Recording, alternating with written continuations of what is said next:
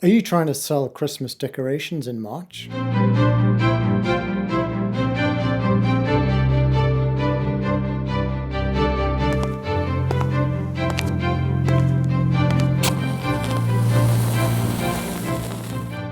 How's it? This is Chup, Screenplay Prep. And this is a tricky subject of getting your work out there and getting discovered. There are no easy answers, as much as I'd love to be able to present a straightforward path to success. The industry is pretty dynamic and over the years has changed as to its method of getting screenplays in the door and read and put into production. There was a time when you could bombard agents or producers with unsolicited letters or ultimately your screenplay in a manila envelope. Time is one of the biggest things against us these days, where the agents, producers, and those potentially interested in your screenplay find themselves so busy that they cannot wade through emails and letters and packages sent through their door, that they would almost rather scan the competition circuits or be recommended via industry personnel, whoever they may be, whether it's in front or behind the camera. So it does make it very difficult for the writers out here who aren't known yet how they can best be discovered. I alluded to selling Christmas decorations in March. Sure, you could pick up a bargain in March, but your customers are not going to be knocking on your door in great numbers in March to buy Christmas trees and decorations.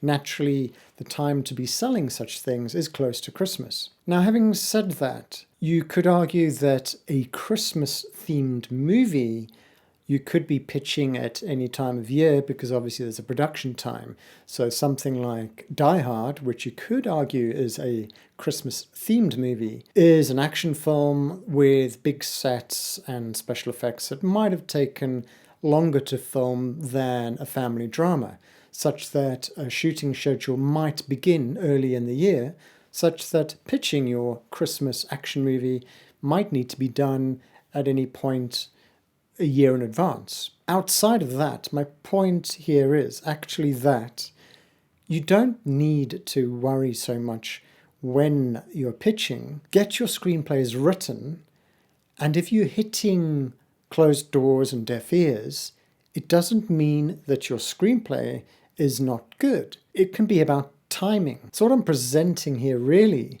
is the notion that there is no such thing as timing with the film industry. And I don't want to specifically say Hollywood. It could be Bollywood, it could be the European industry. Regardless, there are no specific seasons. Sure, you can argue, yes, there's the seasons in terms of release date. So you've got the 4th of July that usually takes the big action flicks, and then you have the Christmas and holiday season release times. However, from a genre point of view, beyond Christmas-themed movies at Christmas, you can't argue really when the best part of the year is for sci-fi movies over comedies, for example.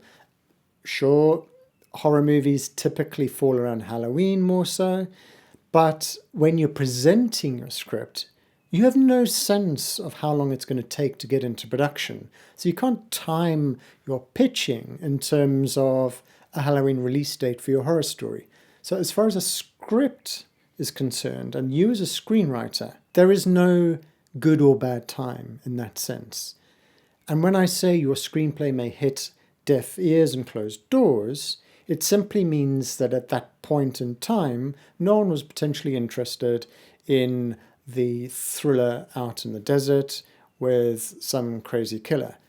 However, a news item only has to strike where someone in the outback of Australia takes down some tourists, and suddenly everyone wants to watch thrillers set in the desert. The key thing to take away here is if you can keep writing and not be fixed on just the one story, and you can produce a stack of screenplays and have them to hand, then when you find there is a story out in the news in reference to whatever it might be, ship sinking or some family drama, COVID scenario, whatever it is, that you potentially have in your repertoire of screenplays, one that you can pull out and offer to the industry. At that point, you may then find that those doors are open and the ears are listening for what you've written that may fit that current trend. You'll also note that in the past, there have been trends where